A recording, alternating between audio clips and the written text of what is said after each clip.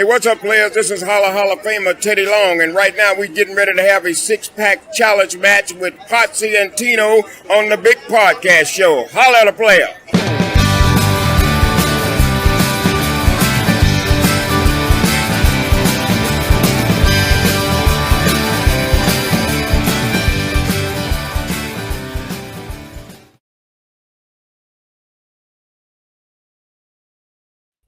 Ladies and gentlemen, boys and girls, children of all ages, the Pots and Pans Network brings you its tag team champions of the world. The Road Dogg Tino Gray, the badass Rob Potsy Potchak. That's right, the Potsy and Tino Show. Our theme song, as always, is brought to you by Adam's House Cats, called The Wrestling Song. It's available on iTunes for 99 cents. Jones. 99 Jones. 605 Jones. Jones. That was good. Taz never lets me down. Yeah, he really doesn't. He really doesn't. So, Tino, we always start the show with a little segment called What's Up With You. So I would love to hear over the last week, since we really didn't get to talk a lot over the past week. You probably only sent me about 12 TikToks to watch this week instead of like the normal 47. Ah, fuck. You bitch, as many damn Facebook things you send me and the damn Snapchats. I don't want to hear it. Time I turn around at work, ding, ding, ding, my phone's dinging. What I hate more than anything, though, is that Tino loves to send them at like 6:07 a.m. And it's I'm not up that early. That's what I'm saying, though. It's like I don't know if you're sitting there sending them with like make sure you send this at 6:07 a.m. Apple or whatever. Well, you know I can set it to where I can send a text at any time. That's what I'm saying. I don't know if TikTok does that, but I know text do, so I might just do that. I'll send one at 5:30. Wake up, bitch. What's up, Michael Turner? Thank you. What's up, Michael? Show. If you're in the audience, by all means, once again, we always talk to you and tell you, join in the conversation. It's what makes the show what it is. Last week, we didn't get a lot of time to actually talk to the audience.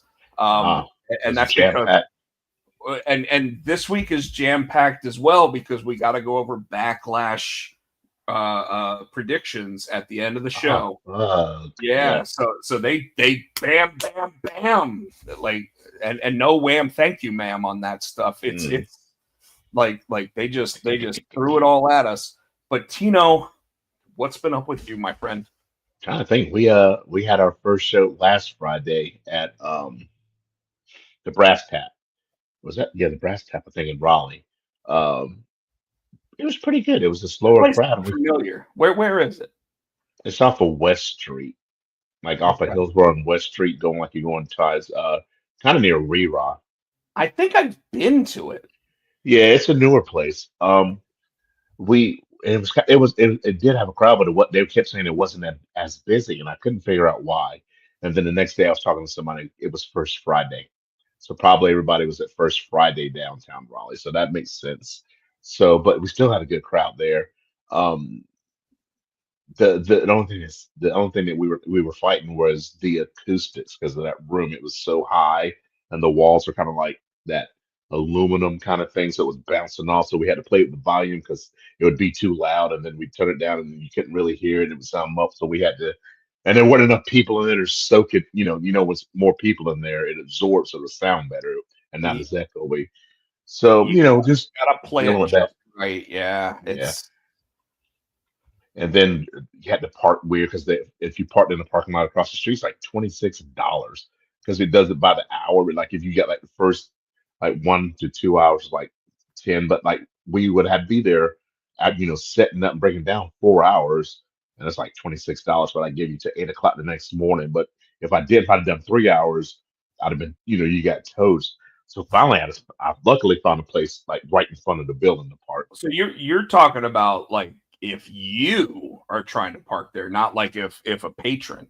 No, that's patron. That's everybody. That's the right. parking lot. Right, but you had to pay that too. Mm-hmm.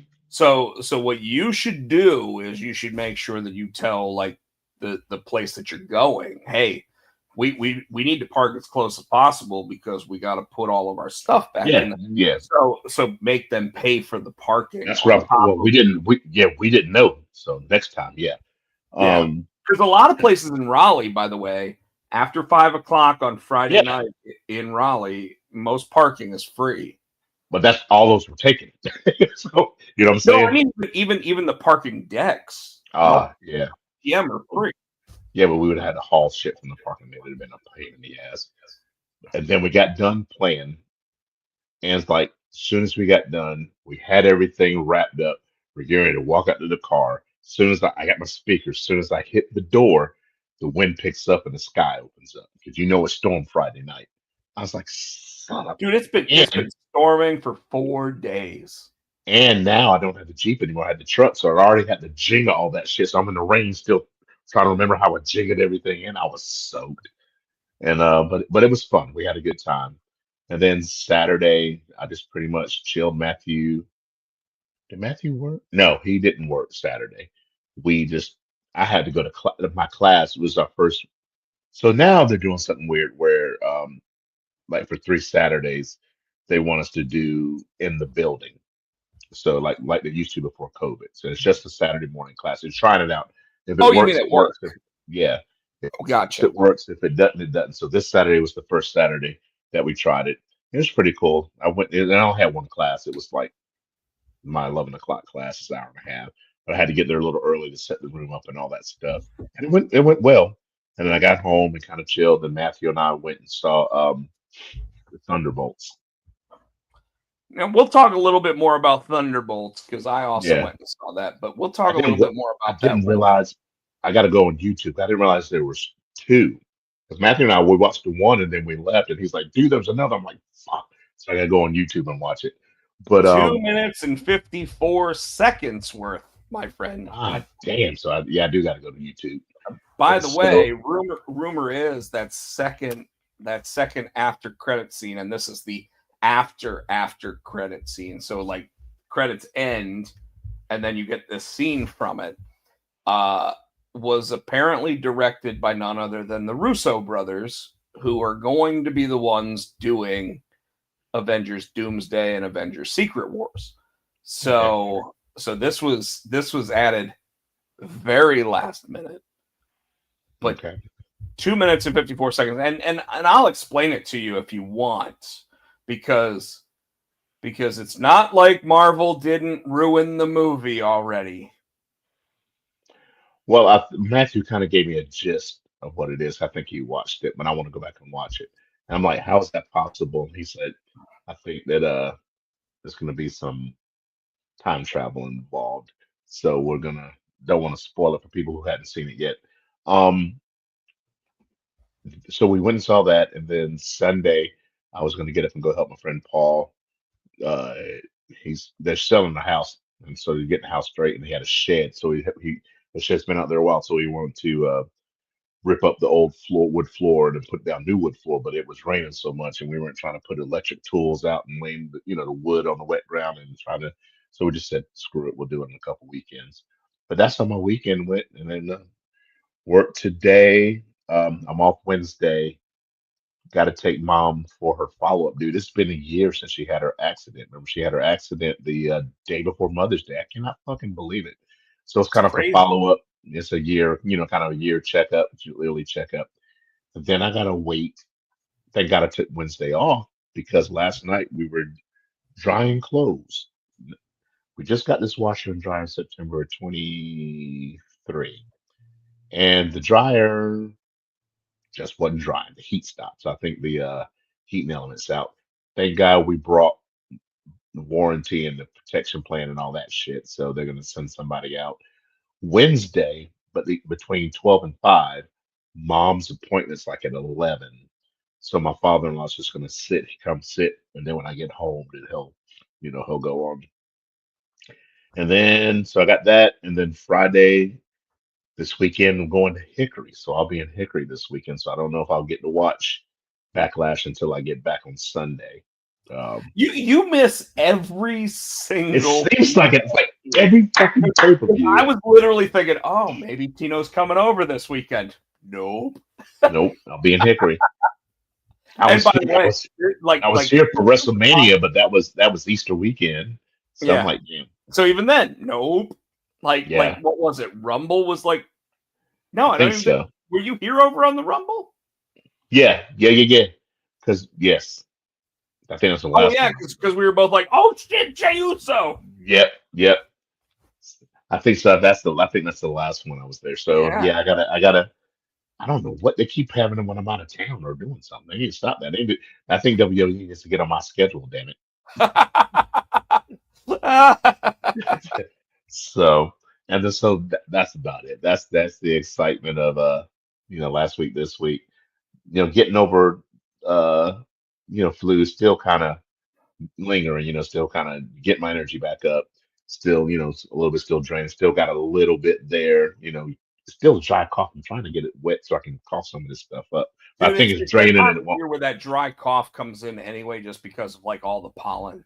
Yeah, it's just aggravating. In right on that little like yam bag that you got in the back of the throat. So shout out to Taz for yam bag there. But, yam bag Jones. Yeah, he doesn't really say yam bag anymore. I'm disappointed. We get Jones every week. In fact, 2 or 3 guys sit there and say Jones, but we don't get yam bag all that often anymore.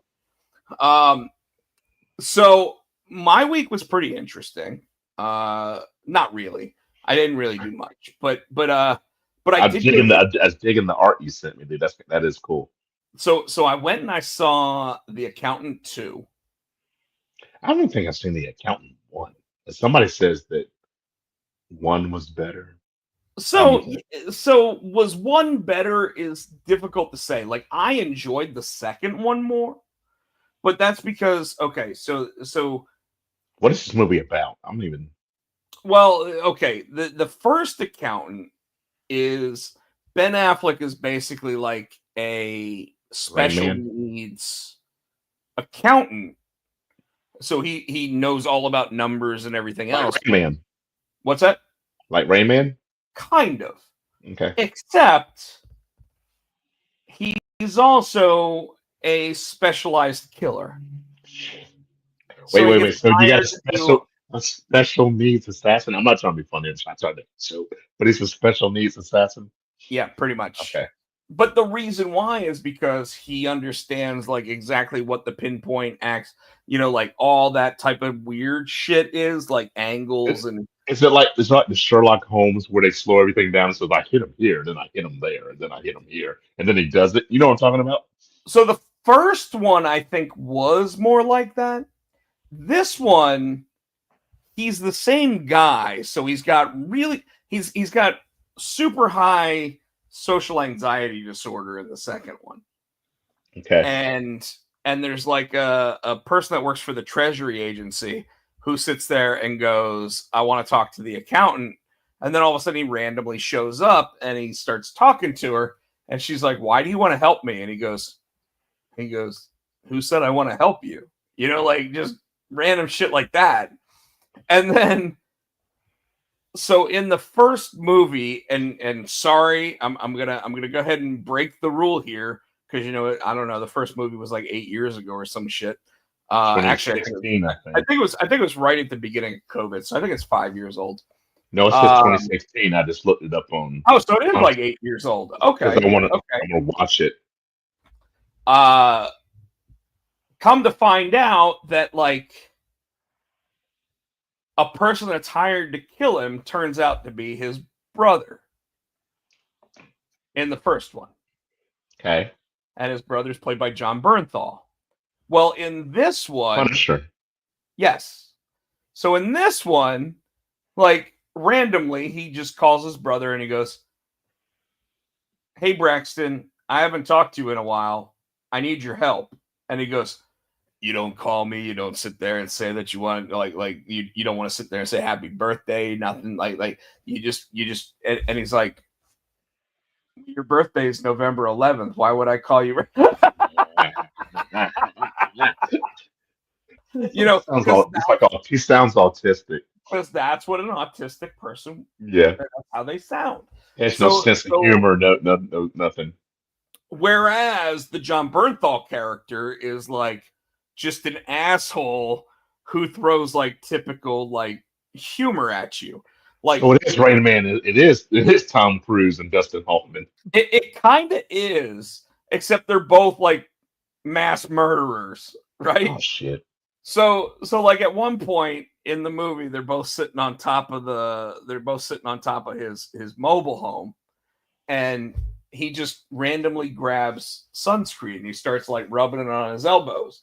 And Braxton goes, "What are you doing?" And he goes, "Well, considering I've gotten more than four sunburns in my life, I have more opportunity to get melanoma or whatever." And John Bernthal goes, "Oh, can I have some then?" And he goes, "Sure." So he hands him the thing, and instead of squeezing it or whatever, he just throws it. and then he goes, "Braxton, that wasn't very funny." And he goes, "I wasn't trying to be funny. I don't need that shit. Like, why would I want that? I don't like." Nice. So anyway, I actually really enjoyed the second one because of the interaction between literally two serial killers that are, one of them is special needs, but they're both related to each other. So there's moments of like, do you think of me when I'm not around? There's moments of why do we both do this kind of stuff? Like there's a bunch of that in there that I really liked. The interaction between the two of them absolutely made me love the movie. I really enjoyed it. Okay. JJ, happy Cinco de Mayo. He's been drinking. What's up, Helios? What is up, Mr. Helios? Other than that, so Saturday for me was Free Comic Book Day. Oh yeah, how'd that go? Biggest comic book day of the year. I was at Triangle Town Center at Fight or Flight Comics.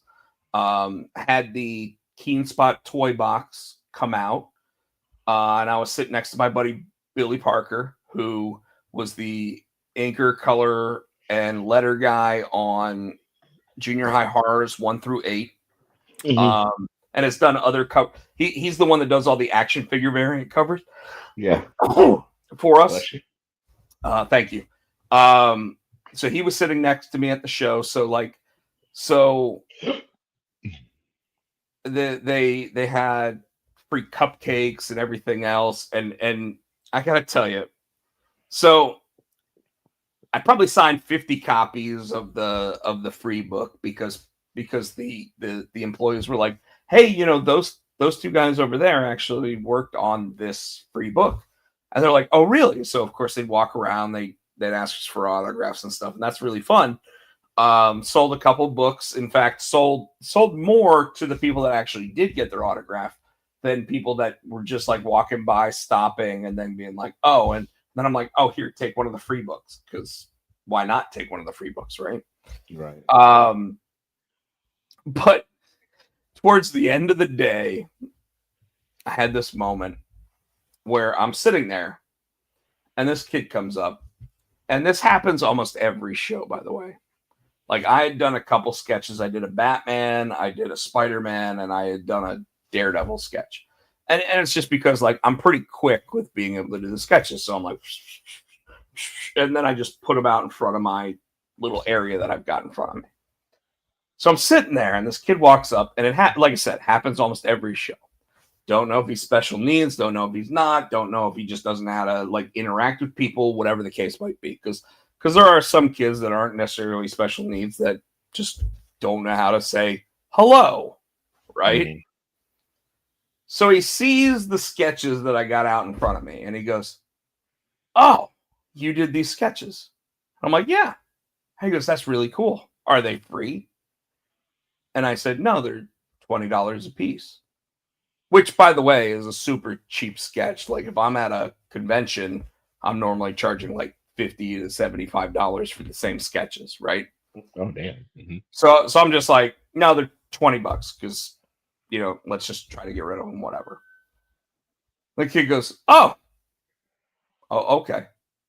And he puts them back down and he goes, can you draw William Butcher from the boys?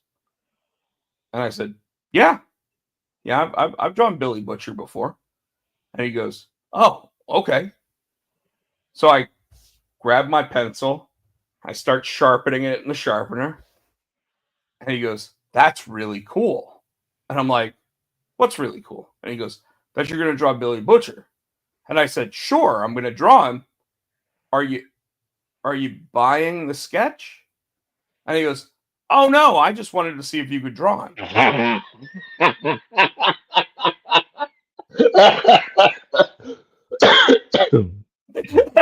I love your reaction because my reaction was I look at Billy sitting next to me.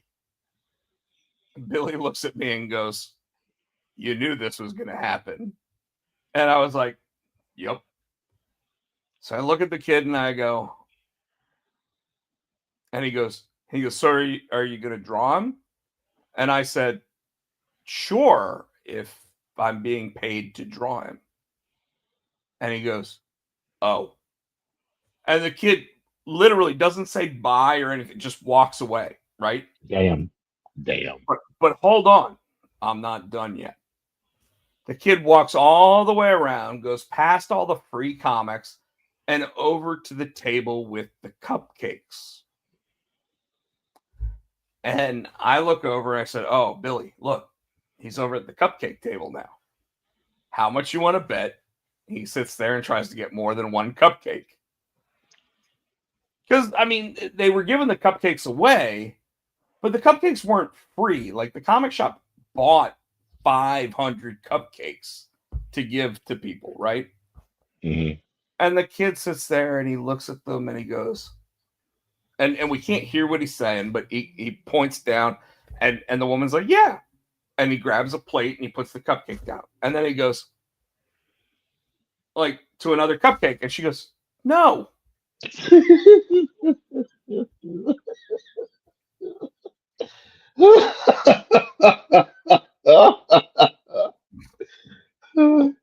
And I said, I told you.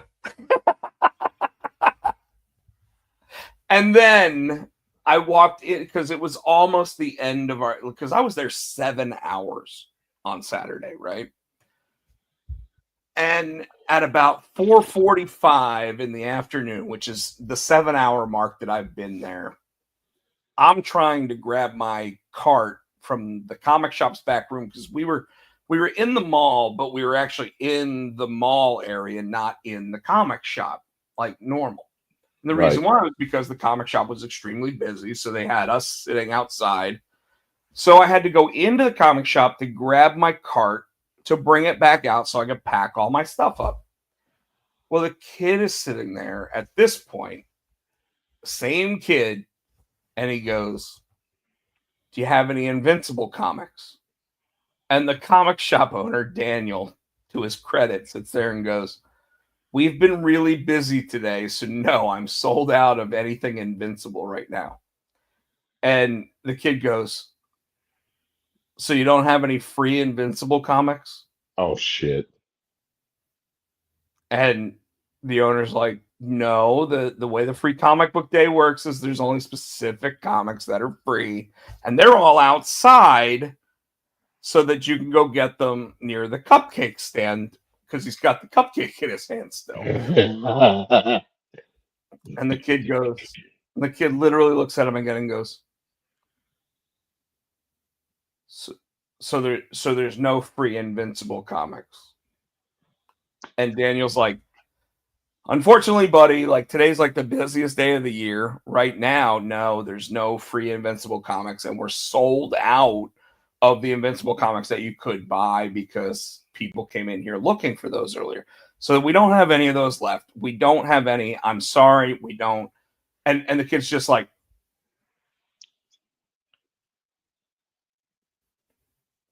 and I couldn't even walk by with my cart to take it back out so I can start tearing down because he's blocking so much space. One kid who only weighed probably 120 pounds is blocking so much space that I can't move my cart around him. So I had to wait until he finally went, oh, so you don't have it. And then finally walked off.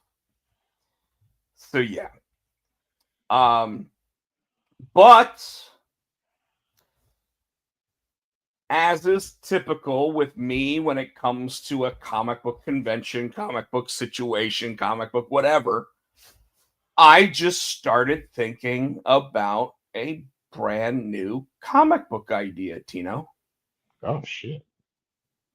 And by the time I got home, this idea had festered so much that I reached out to the co-creator of the original series of what I'm talking about and said, hey, what do you think about doing a single issue special? And I can't really talk about it. I can't really talk about it yet. I think I know which one you're talking about because I thought that was done. And they were like, well, when would it need to be done? And I said, you'd have until like October 1st to do the artwork. And they said, I love the story idea. And I was like, all right. And then I reached out to like 3 other people and said, hey, do you want to do covers for this book? And they were all like, yeah. Like, in fact, one of them was like emphatically like, yes, absolutely. Yes. I want to work on that. And I was like, wow. Okay. So 3 of the covers are almost completely done already. Oh fuck. The book isn't even going to be out until November. But obviously we got to get the covers done early enough to where we can get them in the magazine so that they can solicit them. But, and then right after all of that, I went ahead and I plotted out the entire book. So now it's in the artist's hands. So you said the original artist is going to do it? Yep. All right. He did ask if one of the other artists that was one of the cover artists wanted to do it because he really liked the cover that he did. And I think I might have sent it to you, the one that I was coloring today. I might not have sent it to you yet, but it's oh wait, it's going to be a holiday special. you sent me a full. Okay. So while I'm talking about this, I just want to go ahead and remind everybody that right now we are asking all of our viewers to nominate Zor for Best Kids Book at the Ringo Awards. And those nominations close on June 19th, my dad's birthday. So if you could get your nomination in for Zor being Best Kids Book at the Ringo Awards, because what I'm talking about is an all ages title. An all ages title. Yeah, what you just sent me, yeah. Okay. You sent me both of those. So if you saw the one with this, that's the one I was working on today. But yeah, so if you could nominate Zor for Best Kids Book at the Ringos, we truly appreciate it. If you haven't read Zor, I would definitely go to keenspotshop.com and order all 3 books because it absolutely is one of the, I don't know, Tino, I tend to think it's one of the best kids books that I've read in years. And it has an awesome plumber. That's right. That's right. Not even the son of a plumber, the actual plumber himself. Matthew the plumber. So from there, I also saw Thunderbolts on Thursday. And I guess we might as well jump right into what we watched this week. Before that, I forgot to mention one more thing I am doing. If something's up with me tomorrow night. tomorrow night I'm going to see Lincoln Park. Oh, good for you. Yeah, so I The forgot. the new Lincoln Park. Yep, and you. I Yeah, know you said you wanted me to send you something with her singing, so you can see. yeah. That's why I got excited. I was like, oh, What I was just looking at. yeah. Okay.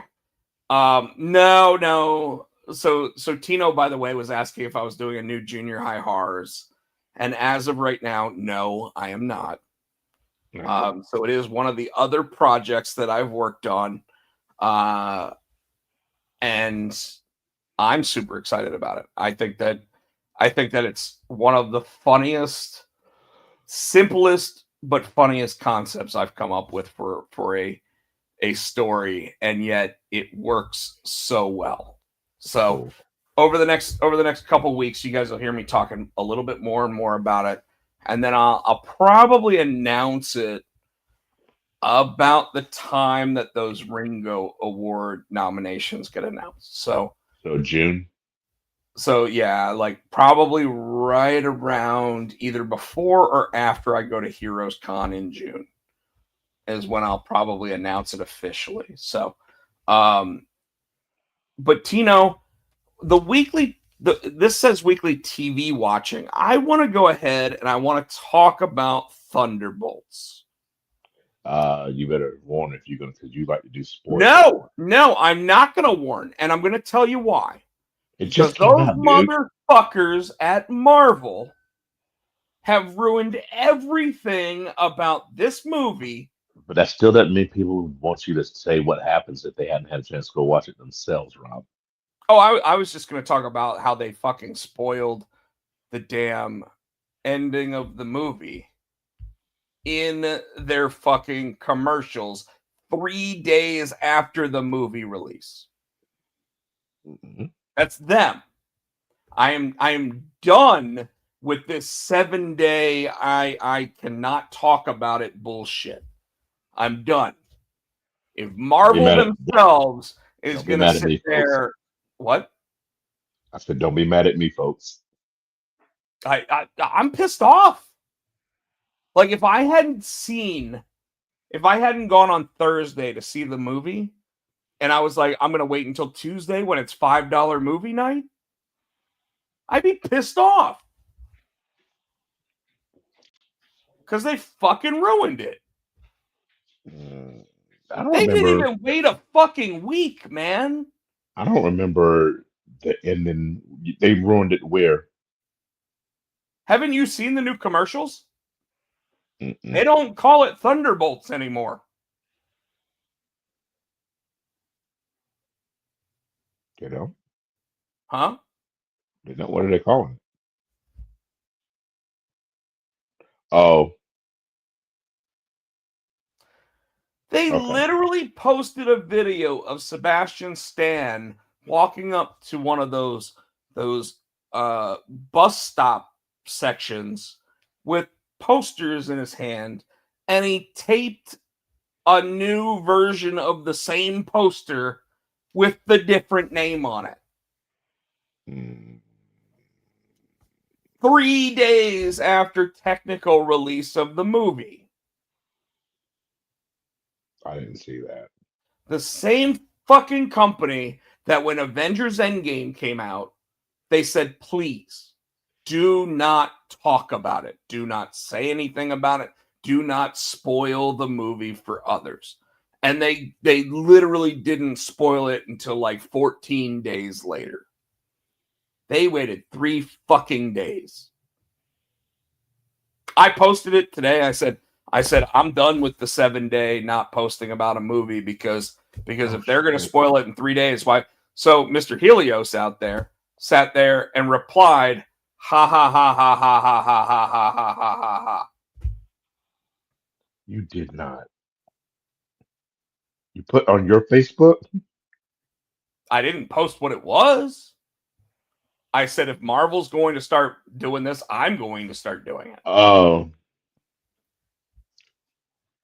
Because it's everywhere now. Mm. But all right, I'm going to calm down now. Got my rant out of the way. God damn. What have you been watching? Well, I haven't been watching anything, but what I did do is I caught up on all the damn um, founds. I was like, holy shit.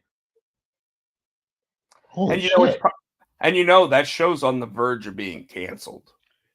So stupid. That's such a good show. The canceling the Equalizer. Are they? Yeah, they They just can't do. announced that they had like a sequel series like ready to go. Well, they might have a. Yeah, I think they're gonna have a spinoff, but they're canceling the Equalizer. It's too much. It's not even finished with this season. To where now they had to go back and rewrite the. They got to wrap it up this season. Yeah, I'm not, and I guess it's because they said something about budget. I don't know. It's a fucking awesome show. But they did do a spinoff, and I think they did a spinoff because there was just one episode where, you know, The this guy that played Bosch is supposed to be in the spinoff. yeah, but there's also I think it's gonna be a girl though because she was in one of the episodes and she kind of helped Robin and she had kind of like the same skills as Robin and she was like, hey, and then she's going, I think these chicks going back. She said, hey, Robin's like, this is what I do, and you can help me. So I think this chick is gonna do the same thing wherever she's from. And I told Nicole, I said, I think that's gonna be a spinoff right there. Before I didn't know there was gonna be a spinoff, so damn, I called it.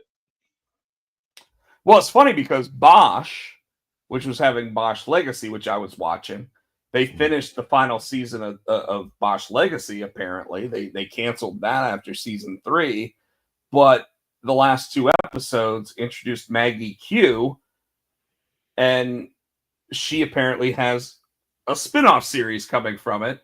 And I'm like, well, why the hell are you going to cancel one series just to spin off to a different series when the other when the series that's still going is doing just fine? I mean, look at NCIS. They got all those fucking spinoffs, and NCIS is still going strong. Yeah. So I don't know. And now let's see what else. So you caught up on Found. Yeah, I'm trying to think of any other shows. I mean, I really hadn't. I've been fucking Watson or Tracker. Watson. Yeah, Watson. Um, I'm waiting for the finale of that because I watched this last week where she changed the lipstick and they kissed. And I guess this week, I think Moriarty. How do you say it? Moriarty. Moriarty. I think is it this coming Sunday or did I already miss it this past Sunday where he came out? So I'm behind. He was in the episode this week. So I'm behind then. But damn. And it's almost done. He finally showed up at the end of the season.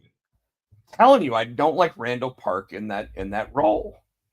He just doesn't feel like a crazy enough nemesis, which is weird because I absolutely love. So I don't know if you ever watched the BBC Sherlock, the one that had Cumberbatch and a while ago. So I loved Moriarty in that. That guy that played Moriarty in that series was just diabolical.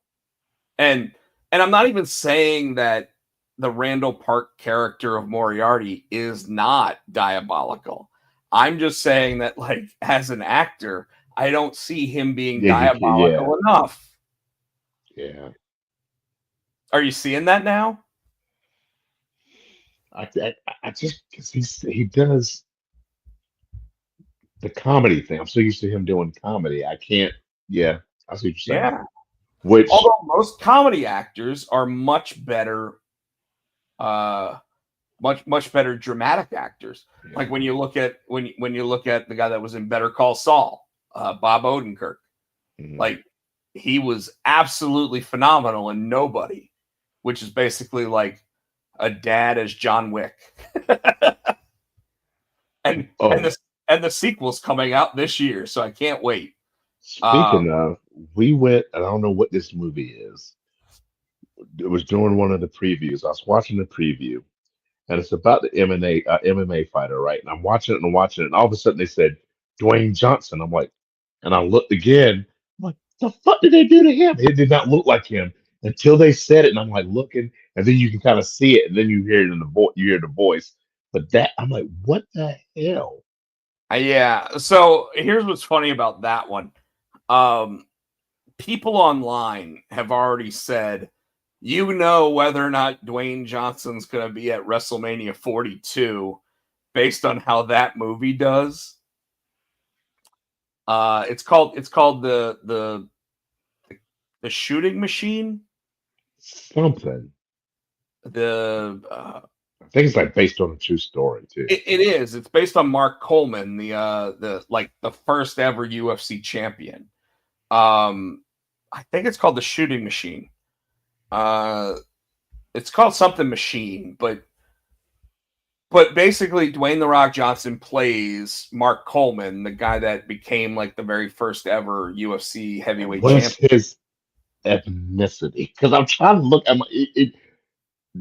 Dwayne looked weird. Is the dude was the original dude like white Italian? Well, what is he? Because you couldn't.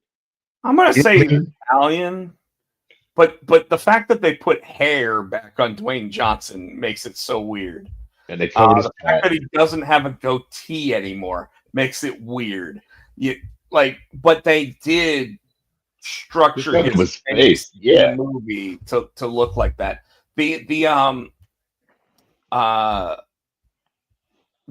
big thing about that, and here's what I think is funny, is that all these people are sitting there saying if this movie doesn't do well, then Dwayne Johnson's movie career is over. What they don't realize is that it's made by A24. Okay. Do you know about A24 movies, Tino? I like A20. They're pretty good movies. Like them, Bloomhouse, they usually come up with good movies. Yeah. They're normally excellent movies on a shoestring budget. Yes. Okay. So like The Monkey that I just watched a couple months ago. Shoestring budget, $10 million, but yet the movie makes like $75 million at the box office. Mm-hmm. This Shooting Machine, I swear that's what it's called. I'll look it up.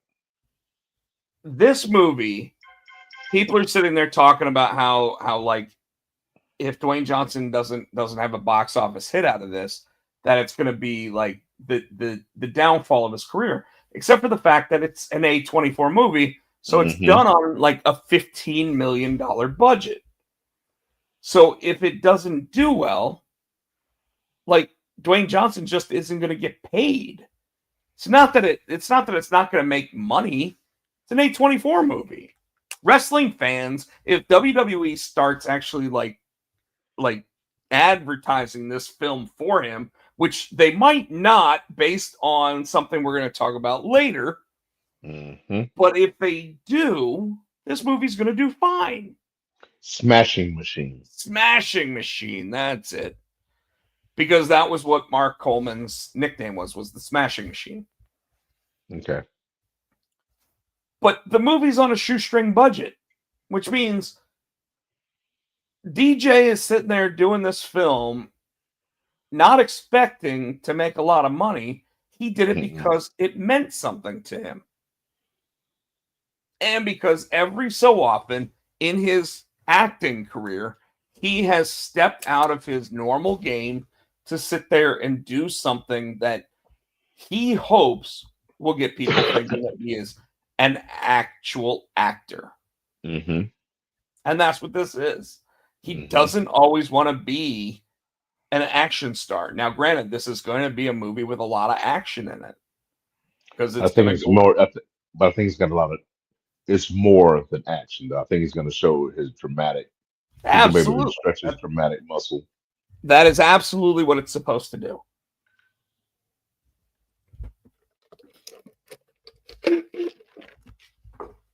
So the whole idea, though, like that people are like, oh, if this movie doesn't do like 800 million at the box office, fuck you guys.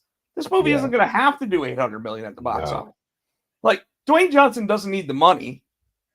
He made $30 million from WWE and only showed up at 2 events.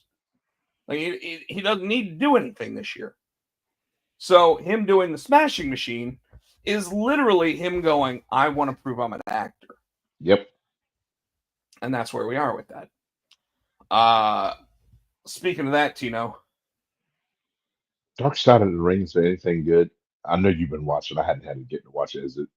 I watched the Bam Bam Bigelow episode, and I gotta be honest with you. There's ever since they started partnering with what feels like they're partnered with WWE on some stuff, because they did that series with The Rock about the fall of WCW. Mm, Ever since they started partnering with them, they've been a lot nicer about a lot of the stuff. So the Bam Bam Bigelow episode really, like, yes, talked about his ups, his downs, and then like how he finished his career and how he finished his life. mm. And a lot of those episodes are like that now. So like where Ludwig Borga, they were like, fuck that guy. Like when they actually like the person, they're like, well, it was okay. Like his life ended all right, you know? So it's not really as dark of a dark side as the way that they Okay. were making them before. So what's this Ask the Rock's turn? I haven't been really keeping up with it. What's new? So this morning, we both received a text message From from our Shabar. I don't remember. from our buddy VZ Presidente, Easy. and you didn't look at it. I did, but oh yeah. So it was a direct statement that he was talking about last week when he was on our Mm, show, and it was a picture of yep. someone who had bought the "Finally the Rock has come back to Las Vegas" T-shirt. I don't know if I can get that in there. There we go. Now I can see it. So he sent that to us and said, I have proof that The Rock lied about WrestleMania 41. And Tino, they wouldn't have made thousands of T-shirts if If they they didn't didn't know. expect it. Yep. Yep. Would they have had thousands of T-shirts on sale on WWEshop.com the very next day? Absolutely. They wouldn't have made the millions. 10 millions. In this case, the thousands Yeah. and thousands. Yeah, but they did. So I am now firmly of the belief that the WWE has a power struggle going on, and it is all ego and not Ethan Ethan Page. Page. It is Yeah, all evil Dwayne Johnson. It really is, man. And like last Tuesday when he was on, or 2 Tuesdays ago when he was on the Pat McAfee show, that was damage control for him. He was sitting there trying to put out a fire because people were talking shit about him. Then like last Thursday, he sat there and posted an Instagram post that said, hey, wrestling has always been fake. It's always going to be fake. It always will be fake. If you want to be part of the behind the scenes to one of the biggest names in pro wrestling media, he said we can set that up. And the problem is that I guess more than anything else, the problem is that most of us, in terms of the 40 to 50-year-old people that still watch, right? Mhm. We all got involved because at one point or another, we didn't think it was fake. And then we started suspending the disbelief, even though we knew that the outcomes were predetermined, right? And a lot of us had grandmammies that sat there, our meemaws that would actually sit there and bring a frying pan to the wrestling events to hit the bad guy if they got close enough to her. Now mine was not. Mine was never like that. Not either. But you know what I mean. Mhm. Like a lot of people got involved with pro. You hear it all the time when you hear someone in their first interview talking about how they got involved with pro wrestling, especially if they're in their 30s at this point. They talk about how their grandma actually got them involved with it because I mean, even my hero Dusty would talk about his mom, would watch it, and get all upset and cussing at the TV. Or his yeah, mom or his mom or his grandma, one of the two. or if they were at the event, like they Yep. would actually be like ready to beat the bad guy up. Hmm. Uh so The Rock now coming out and saying all this stuff about how like it's always been fake, Breaking kayfabe. but not even just breaking kayfabe, but trying to ruin it for everyone. Hmm. I all I can think is that his damage control isn't even to help the WWE, it's to help him. Everything he said by not being at WWE WrestleMania 41 was to throw Triple H under the bus and not help anything except his own image. Which, by the way, I was talking about last week when I said if The Rock shows up and he's a bad guy, he loses millions of followers on Instagram. But by not showing up, he probably lost even more. And that's why he ended up showing up on Pat McAfee to try to fix that. And it didn't help. Hmm. So this seeing the t-shirts that were actually produced for the event and him not being there, I don't know how it's at least not as, or at least I don't see how it's not at least as bad as when Stone Cold Steve Austin did not show up to lose to Brock Lesnar when Vince McMahon wanted him to. Mm. Because that was damage control for like 8 months. Am I wrong? No, Okay. Anything you want to add? no. Like I said, I'm just disappointed and surprised. It's disgusting. Like my buddy Junior, who is drawing Dreadmutt, actually said to me when I talked to him about this through Instagram, he said to me, he goes, I don't think there's a single hero from when I was growing up at this point in my life that hasn't disappointed me. Mm. And you know what?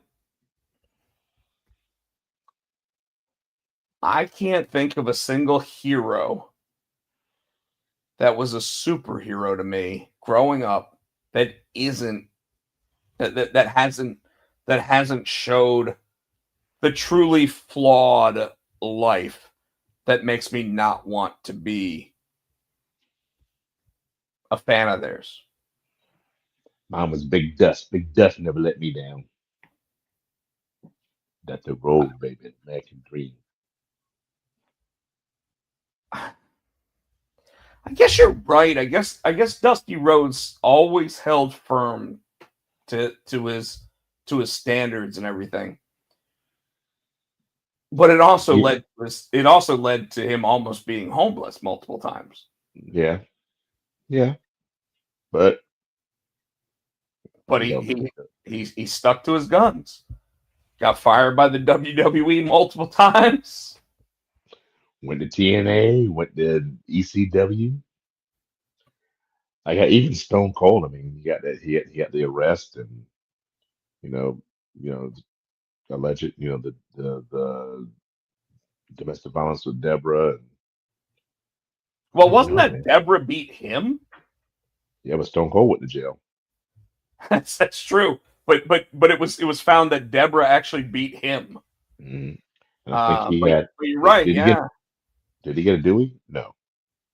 No, Kurt Angle had multiple Deweys. Yeah. Kurt Yeah, I'm trying to think. Angle. I don't know. Edge. Edge was good. Now, Edge wasn't good. Edge cheated with Lita. Oh yeah, damn. It definitely can't say the Hardys. Now Christian, he was Yeah, always a good father figure, man. I don't know if he was a hero though. Damn, Christian was always a good father figure. damn, I'm trying to think of my heroes. Ron Simmons was a hero of mine too. I loved Ron Simmons. I I can't think of mean, anything. Mark Henry, I think, is a good one. Yes. Mark Henry has been an excellent role model. I'll tell you who's not, and we might as well go ahead and talk about him right now. Alberto Del Del Rio. Rio. Del So Rio. that's how he gets back in the WWE, huh? So I had heard as soon as this deal was finalized that he was out. And then today I hear that his contract was one of like the 10 that they immediately picked up to be part of AAA. So how do you think they're going to do this? Or is AAA going to be its own thing? Or are they going to incorporate it in the WWE? You know what I mean? So here's how I look at that. Remember when they were originally talking about doing like NXT Japan, and they were talking about doing Gotcha. NXT Latin Okay. America, and then Uh-huh. I think that they are sitting there going, instead of starting a promotion and trying to sign people to contracts, what if we just bought the promotion So it's and going to be we a feeder. So they're going to let them oh, start there and absolutely. then bring them up. Okay. But it's going to be one where it runs as its own entity, Like a and, ball. Triple H, or I'm sorry, Triple A as its own entity is going to run with people like Conan actually still in charge, but they'll have a WWE mediator involved, and with AAA it's supposed to be Jeremy Borash. So Borash will be down there. Borash already has a working history with AAA and with Conan. So he will be able to sit there and implement the WWE style that they're looking for. And then when WWE either wants talent from there or vice versa, I mean, like, look at how much Latin talent is in WWE at this moment right now. It makes sense that yes, they wanted people like Vikingo, but now they can sit there and go, "Hey, Ray Phoenix, we don't really have anything for you on SmackDown, but what if you become the AAA champion, and then we bring you back to SmackDown as a AAA champion, and we can have you do some luchador matches during that." Like Mhm. it's a huge thing. But it's so smart compared to the idea of let's start something from scratch with a Yeah. performance center in Mexico. Yeah. Michael So, Turner is like, hell no. I think so. Don't bring Alberto Del Rio back. I agree with the rest of that too. They are fucking up with all these releases. well, Uh, we're going to talk about the releases. We can talk about the releases before or after we actually get into the real shows, if you okay. want to. It's up to All right. you. Yeah, it doesn't matter. I do want to mention some of them. Just some Uh, of them. well, yeah, I didn't write them down specifically, but I think I've got the app opened up to the page that actually has, because there were 17 of them that got released, and then there are others that's contracts aren't being renewed that aren't even on the release list. Um, but more than anything else, well, you know what? Fuck it. Let's jump into it. Let me find where I put WWE. where I put that. Let's see. I think it's at the end. Uh, no, it's not. Where did I put it?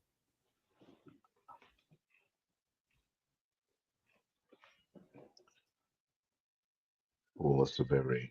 Okay. This is 3 days ago. All right. I got. Oh, damn. Dallas?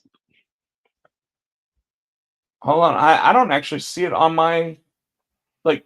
Like, I know I created a... Here, I'll create a banner for it real quick. All right. I got some names. This is as of May 2nd. I'm sure they probably released more. Here we go. You ready? Yep. Braun Strowman. The fuck are they thinking? No. Cora Jade. Cora Jade. That one caught me off guard. Dakota Kai. Danny Palmer. Eddie Thorpe. Gigi fucking Dolan. Jakara Jackson, which I don't understand because her and Lash Legend were, they need more women tag team, and that fucking tag team was tearing it up. Javier Bernal, man. Joe Coffey, Mark Coffey, Coffey. Wolfgang, so all of Gallus. Katana Chance and Caden Carter.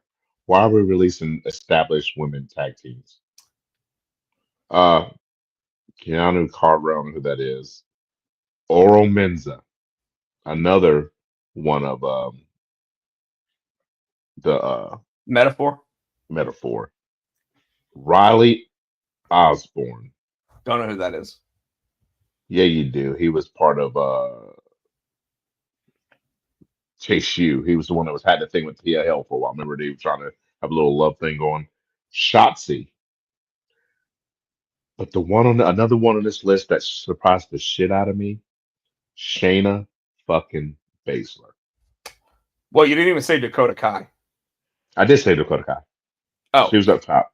so okay. So number one thing that I notice when I hear these names is that, let's say 7 out of 10, when we say Braun Strowman, Cora Jade, Dakota Kai, Shayna Baszler, Shotzi Blackheart, when we just say those 5, okay? First thing that comes to mind is how much time over the last 2 years did all of them spend on the injured reserve list?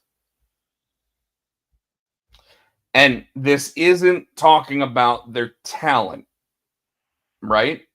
But Braun Strowman had a separated shoulder twice. Cora Jade has blown out both knees at least once. And we were talking just last week about Tegan Knox, who had similar injuries and is no longer with WWE. Dakota Kai. Dakota Kai has been injured almost the entire time that she's been on the main roster. Shotzi Blackheart over the last year has been injured. I don't think Caden. I think Katana was hurt more than Caden, right? Sure. But I think that they were established as a tag team that had no establishment as singles competitors. And as Gigi Dolan. I'm sorry. Gigi Dolan, same thing though. Has she been hurt? Dude, Eddie she just came back. Jakara Jackson. She wasn't hurt. Why release her? So all right, you want to know what the rumor backstage has been about the rest of the releases? Because by the way, a name that you did not mention is just like Shotzi. Shotzi isn't getting released. Her contract's not being renewed. And I think Danny Palmer too. I think she just didn't. Danny Palmer, the rumor is that she's just giving up wrestling. But the other name that is leaving because their contract is ending is Shinsuke Nakamura. He wasn't on this list, but yeah, okay. But over the last year, been injured. Yeah. What's the excuse for Gallus, though? Dude, at least one of the coffees was out. That's true. So one's out, they got to fire everybody? Well, think about it. If you're not using them, you're paying for 3 people to show up every week. But they just started getting a push on Evolve. All right. So same thing with Oro Menza. So let me go ahead and break this down the way that I think that's important for people to understand. And Riley. Some of these are Evolve wrestlers. I'm sorry. So here's the good news for all that talent that had never made it to the main roster. They only have a 30-day out clause. Okay? Which means Elena Black, i.e. Cora Jade, Mm. will be on the indie scene within 30 days. You know what I want to see them do, and they probably won't. I want to see her go to AEW and team with Sky Blue. I said that already, and I really don't want to see that. Because I don't want to see Cora Jade Yeah, get relegated to being a tag team competitor when we saw what she was becoming. And this is why I say this. Just because NXT drops this talent doesn't mean they won't get picked up for a 6-month or an 8-month stint with TNA. yeah. So Cora Jade / Elena Black, who was already competing for the AEW TNA Knockouts Championship, could still go for the TNA Knockouts Championship. But go now. That's Cora Jade. So how does that work? 'Cause you know what I mean? Because Well, here's the interesting thing about that. I could totally see, considering Indy Hartwell just signed with TNA as Indy Hartwell. really, what was that her name before? No, WWE didn't own it. no. WWE is probably licensing the name to her while they have the agreement with TNA. So Cora Jade, as Cora Jade, could sign with TNA, I would think, in a similar arrangement. I didn't know Indy was going over there. That's cool. She showed up at their latest pay-per-view. I stopped watching. I need to probably start back watching. I mean, she literally showed up, did an interview that said she crossed the line, because that was always their Yeah. statement. Cross the line. But when it came to Braun Strowman, rumor is that Braun Strowman's downside guarantee was over $1 million. Woo! Yes. And he was one of the big splashy pickups when Triple H came to power, right? Because he'd got laid off, he'd gotten released by Vince, and then like 2 months after Triple H took over, Braun Strowman showed up, right? Mm-hmm. So they probably gave him a big time contract to get him to come in. But here's the thing: Braun Strowman was injured 2 or 3 times during that, during I guess the 2 years that Triple H has been in power. Well, one of them wasn't his fault. I think one of them was fucking Bronson Reed. I think really hurt him. Sure, it's very possible. You know, but if you notice, none of these people are hurt now, so they were kept long enough to actually get healthy. So they were being paid, and they're still being paid for that time frame that they've got their waiting period. But like all of the NXT people, it's only 30 days. Main roster's 90 days. So Mm. Shayna Baszler, 90 days. Dakota Kai, 90 days. When we talk about those folks, though, the thing that's surprising to me is that I could remember that Shayna Baszler just signed a new contract last year. So Yep. she got released after signing like a 3 or 4 year deal. And that's kind of fucked up. Yeah. But so everyone out there is talking about how Braun Strowman's the big name that's surprising, and Shotzi, or not Shotzi, but Dakota Kai is another name that's surprising. The most surprising name to me here is Cora Jade, because when I look at what they were doing with her on the rosters, she was showing up in TNA, she was going against their champion, she was constantly on pay-per-view or PLEs for NXT. Like, she was well on her way. I was surprised with Jakora Jackson, really, because like I said, her and Lash. I think that we all looked at that group and we said Lash Legend was the star. We've all said that. Yeah. You know what's funny about all of it, though, is that like Raquel Rodriguez, It's still who working. who even screwed up her match at WrestleMania. And Liv Morgan is going away for a couple months to film a movie. But Raquel Rodriguez still has a job. That's the one that would piss me off. What? To piss you off if she got fired, or piss you off if she still has a job? That she still has a job when all these Yeah. other people are getting fired.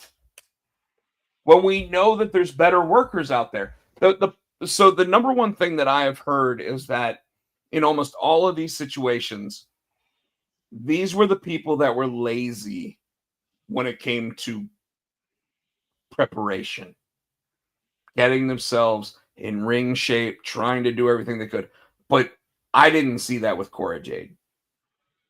I was reading somewhere where she said even after working out at the PC Center, that she still would go to her private gym and do more workouts. I think because she said she got body shamed. Yeah, the body shaming thing when it comes to Cora Jade, I mean, obviously it's probably why she got the boob job. Mm-hmm. But I mean, like, I don't know why anybody would have treated her wrongly, because I mean, she I don't know, man. Maybe I just saw something different, but I always saw like a superstar from her. Yeah, Michael Turner said, what did he say? The one before that, talking about doing a woman's, yeah, yeah, yeah. And I will point out that when the WWE releases these folks, they don't say it's forever. They say it's for right now. They say Why go are they out. releasing folks? What's Are that? they running out of money? Is it money No, it's again? the same thing they do every year. Yeah, but And what's by their the excuse? way, this Their goes excuse to the is, whole this goes to the whole Nick Khan statement of we don't sit on talent. They're letting talent go so that they can go work. Like, and I might sound like a WWE shill when I say that, but the fact is that like Ora Menza wasn't being used. but he was getting pushed. I guess Evolve doesn't count. He was starting to get pushed in Evolve. But Evolve Same is with only Rollins. supposed to be a certain length of episodes, if I remember correctly. Um, But this allows these people to go out there and really make a name for themselves elsewhere. Like TNA is going to be able to pick these people up at decent value, especially since most of them were NXT talent.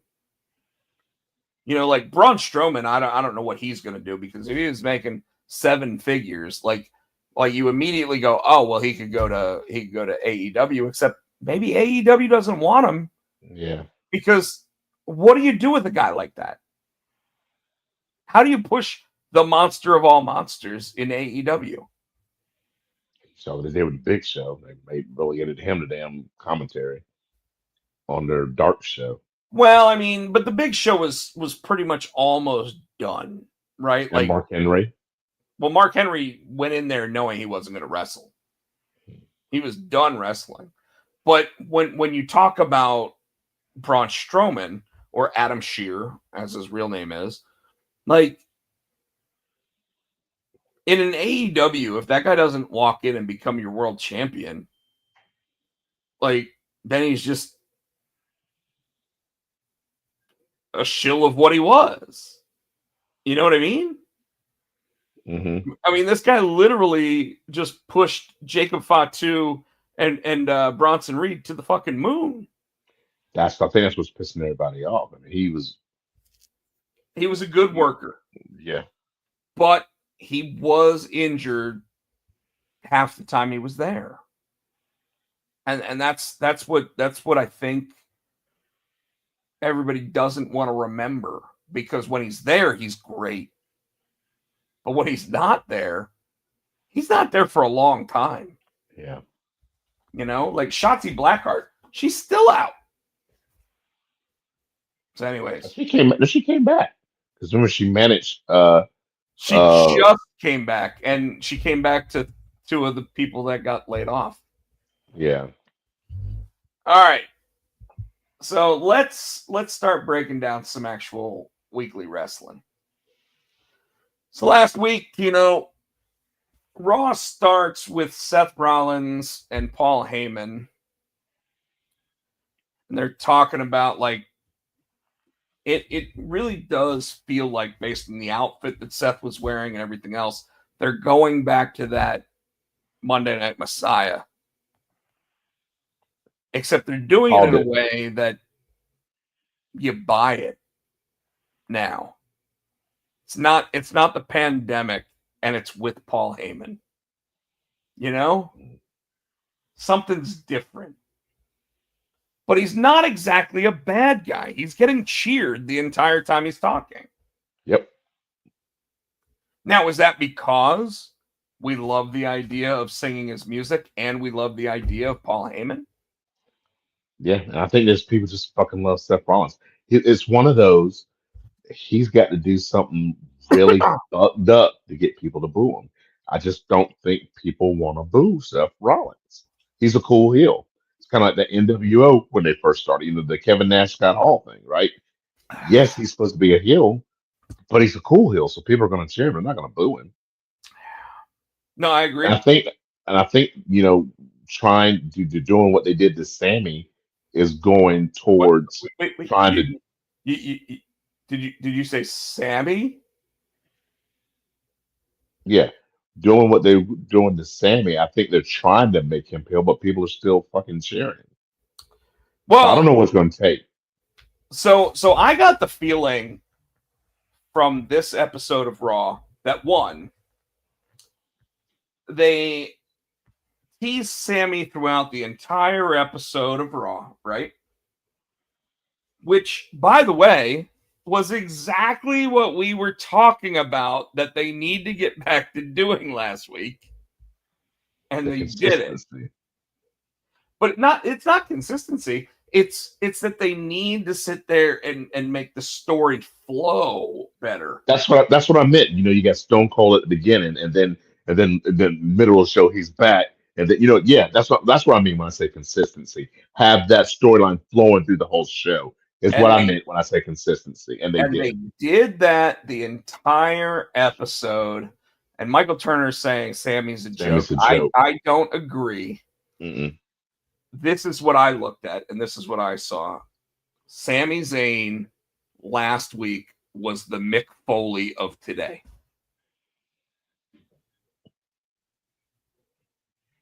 Yeah. You see what Michael Turner just said? I did not. Michael Turner, I've been saying that since the day that Seth Rollins beat up Triple H at the first NXT pay-per-view. And so do we, because we knew Sammy wasn't going to go to SmackDown. We knew he wasn't going to run. We knew he was going to stay. Because the thing is, okay, so folks, if you didn't see, what I'm talking about. At the beginning of the show, Seth tried to give Sammy an out. He's like, either you're against us or with us, but I like you, Sammy. I've known you for a long time, so I'm gonna give you this. He said, I've got Paul to pull strings. You go to SmackDown, you go there, you'll be in the main event, you'll be going for the title. But if you stay here, you're against us, and pretty much you can get your ass beat every week, kind of like what Gunther said to Jay before WrestleMania. So Sammy was supposed to be thinking of it. He said, I'll give you to the end of the show. So Sammy's thinking about it all night. They even had Jay come up and talk to him. And we knew at the end of the night, Sammy was going to be like, nah, fuck you. I'm staying. Well, it wasn't even that he said that. He said, I don't like being bullied. Yep. And even though you might not look at it as you bullying me, you telling me what I need to do and why I need to do it and everything else is against who I am. And it's against how I feel, and it's been what makes me who I am the entire time I've been here. So I won't be bullied. I won't be told what to do. I will make my way to world championship status. And I don't have to be handed it by walking over to SmackDown to do it. which, by the way, as great of a line as it is, the fact that he turned it down, to me, kind of makes me think anybody could get the next shot at John Cena on SmackDown. Like, if we're just handing it out, it could go to anybody. Yeah. You know? So yeah, it's great that Sammy said no, he doesn't want it, but now whoever gets it, it's just pigeon droppings. Someone else already said no to it. Yeah. You know?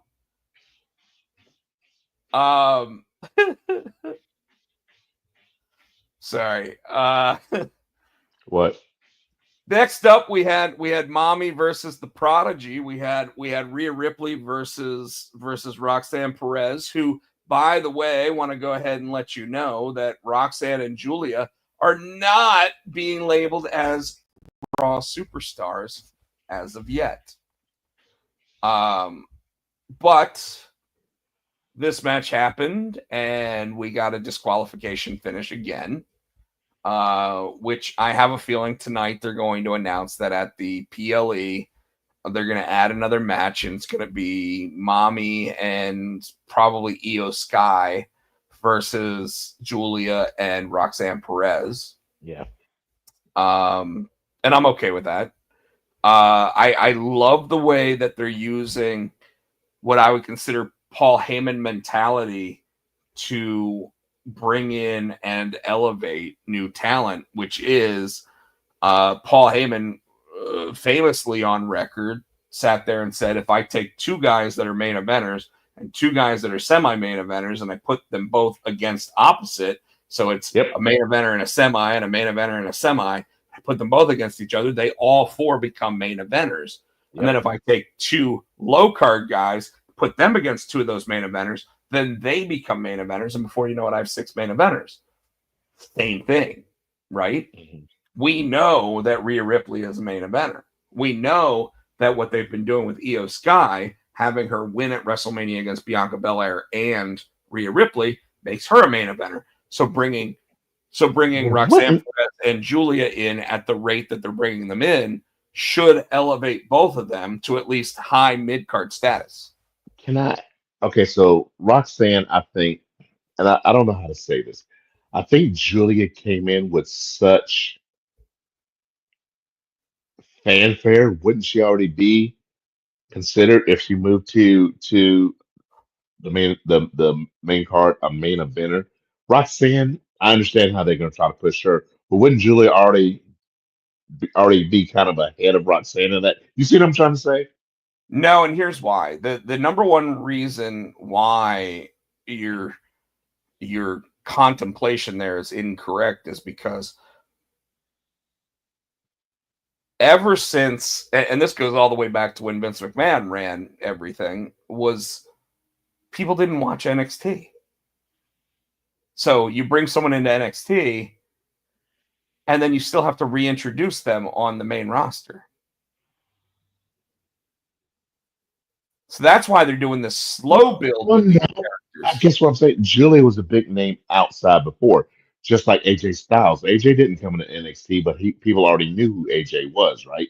So people already knew who Julia was. I think about it. Even before she went NXT, people knew who Julia was. It's not the same, and I'll explain why. AJ Styles was well known in TNA, which was a United States brand, long before he got to WWE. The 2-3 years that he spent in Japan didn't really take away from his notoriety in the United States. And when he showed up, they made him a big deal when he showed up. Hold on. They made him a big deal when he showed up. He showed up at number 2 in the Royal Rumble, lasted to the end of the Royal Rumble. So he was going to be a big deal. They also made sure that his first feud was Chris Jericho, who was one of the top guys in the WWE. With Julia, before she made it to NXT, was in one of the Japanese women's promotions that if you'd never, and I'll explain it this way. And I guess what you're saying. So that'd be that. Then why Samoa Joe was a big name on TNA, just like AJ Styles, but he came up through NXT. What's the difference in Joe and AJ Styles? You see what I'm saying? Negotiations. when Okay. when AJ Styles negotiated with Vince McMahon didn't say, "I'm sending you to NXT." AJ Styles said, "I'm not going to NXT. I want main roster." Whereas Samoa Joe was like, "I'll wrestle anybody, anywhere, anytime." And if you look at when Samoa Joe was in NXT, he was there with Finn Balor, he was there with Shinsuke, he was there with Sami Zayn. Like, he was there when everybody went through NXT. And there were Okay. very few guys or girls that when they came in went immediately to the main roster. Okay. All right. I was just curious You know, like, if you're going that AJ Styles TNA thing, because okay, I can probably see that.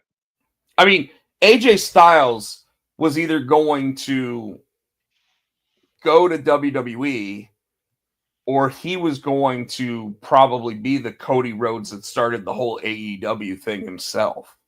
Mm, You know what I mean? yeah. Like he Okay. was that guy before Cody Rhodes was that guy. That's why Cody Rhodes took a spot in the Bullet Club. Yeah. Okay. All right. So, Mommy the Project, that was a good match. So, what else we got? War Raiders versus Judgment Day, Balor and McDonough. They're sitting there trying to get themselves into position for a tag team title match. And Penta causes JD McDonough to lose this match. So that was fun. Yeah. Yeah, not much else to talk about really there. We had a NXT non-title match between Stephanie McMahon and Ivy Nile. This was a sleeper match, dude. This match was fucking phenomenal. This match was fire. It really was. Probably Ivy Nile's best match in WWE, bar none. Because she obviously was not used at all in NXT. Or at least well at all in NXT, being part of Diamond Mine and everything else. And then Which she's still with Diamond Mine now, and it's just called something else now. Just it's Diamond Mine with what you now know just, what I mean. Yeah. Like and now though, but now though, like this easily was her best match that she's had in WWE. Like no doubt about it in my mind. That like and the fact that the crowd was saying this is awesome. Mm-hmm. What I did find funny though was the couple moments where Pat McAfee sat there and said Booker T would be loving this moment right now because every time Stephanie McMahon does that move where she plants the woman's face into the ground by using her knee, the devil's kiss, that's what they call it. The devil's kiss. Every time she does that, Booker T goes, I think he likes it. Roxanne, like I said, Roxanne and Julia are not technically Raw superstars yet. That will obviously change. I think right now they're just trying to they're trying to establish them without actually saying that they're Raw superstars yet. Obviously they're both still being used on NXT as well, so that's really the main reason. Then we get to this, Tino. That promo was fire, dude. That promo was long, but it was good.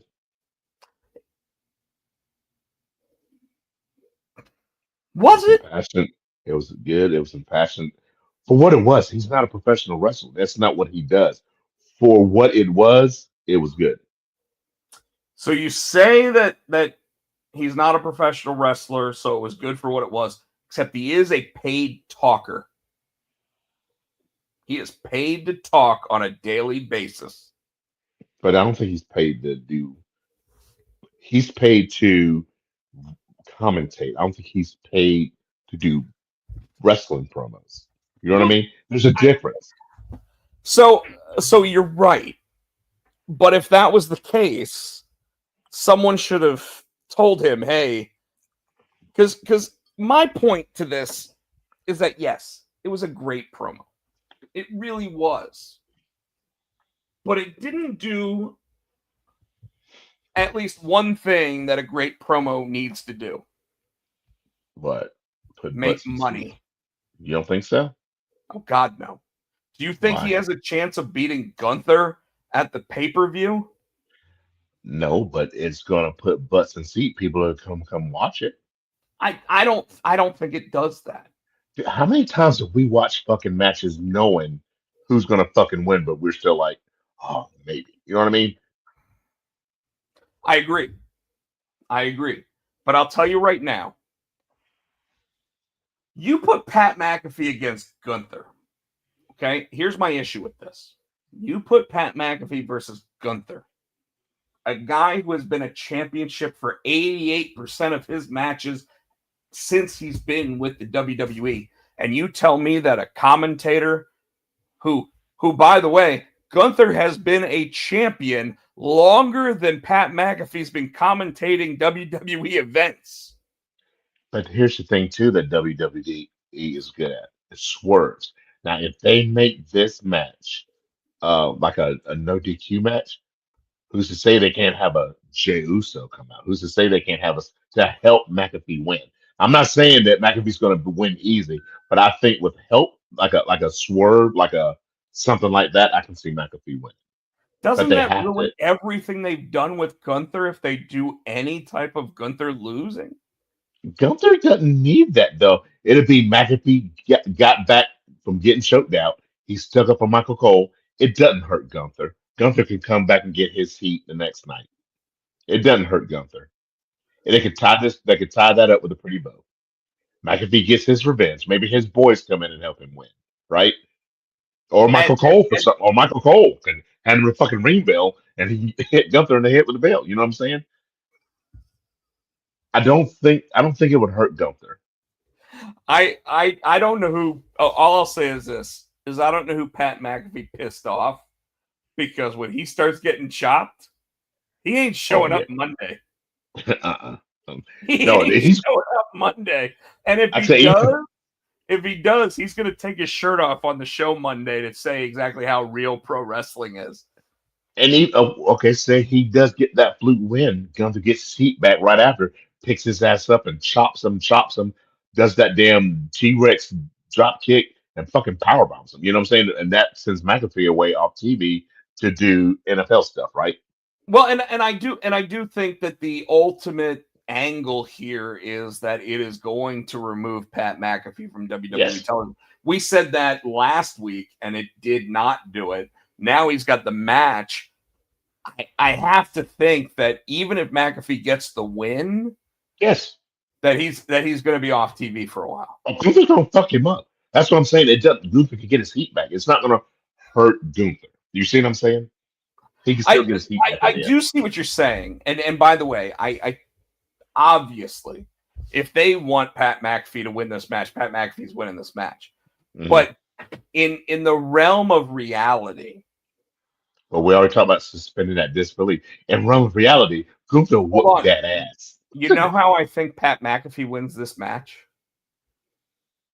In one of those ways that we haven't seen in a while. I see Gunther not letting up the hold that he chokes McAfee out with. And the they ref disqualify disqualifies him. And after he wins the match, they disqualify him and give the victory to Pat McAfee. That's the ultimate perfect way to give McAfee a victory and make Gunther look like a monster.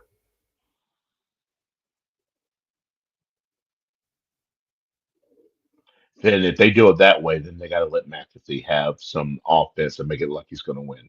You know what I'm saying? So Gunther's going to have to sell. Gunther's going to have to sell. He's going to take those chops.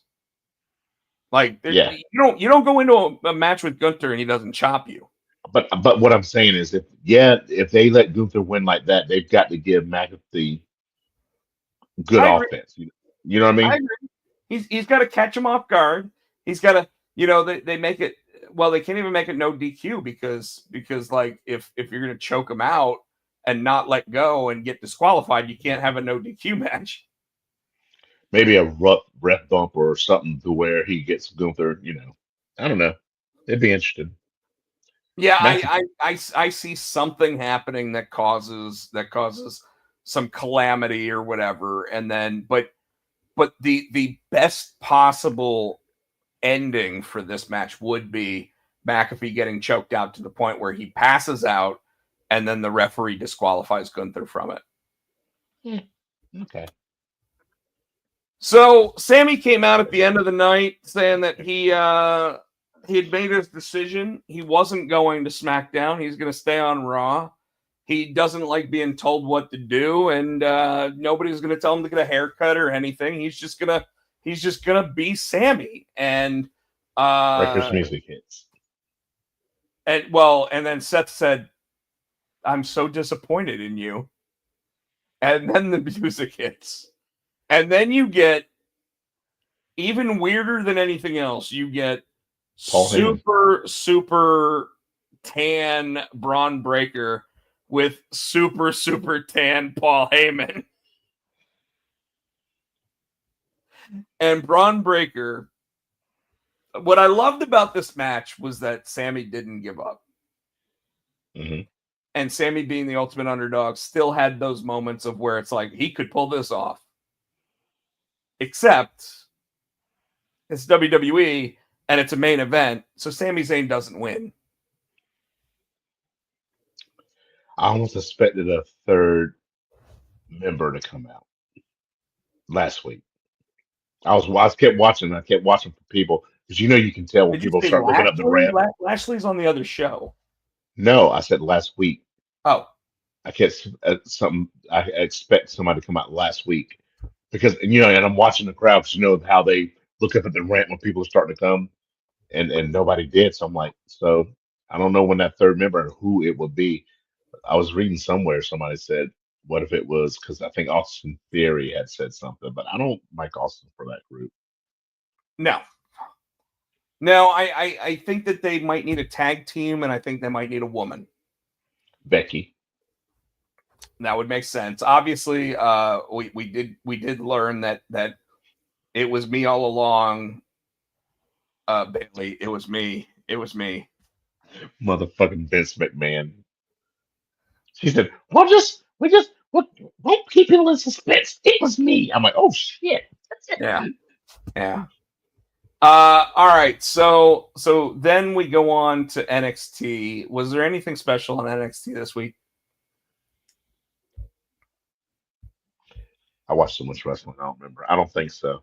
Here, hold on. I think I might have it pulled up already. Let me take a quick look. NXT. Oh yes, there was some big stuff that happened on NXT because say his name and he appears. That's right. I believe in Joe Hendry. Hendry, and isn't he in that match? No. Trick has to. It's a battle royal. Trick has to win the battle royal if he wants to be the number one contender. Ricky Saints versus Lexus King for the North American title. Apparently, Lexus King no longer has the Heritage Championship. I didn't realize that. Yeah, what's his name came back and took it. Noam Dar, because that was last week before. Right. Remember, because that's when they broke up Metaphor. That's when they said they're going to go to separate ways. And then I guess they fired Aura. That's how they did it. They fired Aura and Sakara. Yeah, so they definitely went their separate ways. They separated from the company. Sol Ruka beats Carmen Petrovic in an Carmen breaks up with what's his face, who now he tweeted Bailey something because Bailey said she wants to have a love interest or something storyline going on, and then now that he's not with Carmen anymore, he tweeted to Bailey. So I'm like, oh. But hey, at least he wasn't laid off. Yeah. Hank and Tank versus Inamura and Josh Briggs. Looks like it was Inamura's way out of NXT. Going back to All Japan or Project Noah, sorry. Yeah. Hank and Tank win again. Good for them. Like they had that long losing streak. Now they're on a pretty good winning streak. Roxanne Perez and Julia versus Io Sky and Jordan Grace. Io Sky and Jordan Grace defeat Perez and Julia. Mm-hmm. Grace and Julia fought in the aisle, leaving Sky to get the win against Perez. Yep. Which basically leaves Julia versus Jordan Grace for this week. So obviously not Raw superstars yet. Which kind of makes me think if they do put that tag team match together for the PLE, if they don't do it tonight, if they do it for the PLE, then we expect Jordan Grace to cause calamity during that. The way I read that last week is Io Sky beat Roxanne, which I think Roxanne will probably come up to the main roster, and she might go main event and go try to go after the women's title. Maybe That puts her, like you were saying, that puts her in the main event picture. We did also have a little bit more with the Tony D'Angelo versus Stax situation here. Yeah.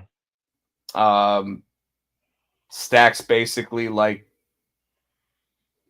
saying why he did it. Mm-hmm. It was me, Tony. It was me. Pretty much. And then there was something else. I thought about it. Then you start talking about D'Angelo and Sachs. Sorry. No, it's not just. What was it? What was it? What? Oh, it's back. Chase U? About damn Chase time. U's back. Did It's he get a back. haircut? Kidding. Doesn't matter. He'll have one this week. It'll be fine. Yeah, they like back in the classroom and everything. So it was funny. He's back. He's back to cussing out the students and all that shit again. So it's cool. So AEW Dynamite and Collision.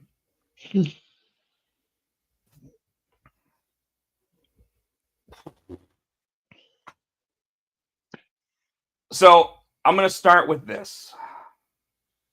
I'm already tired of Mercedes Moné saying she's the greatest TBS champion of all time.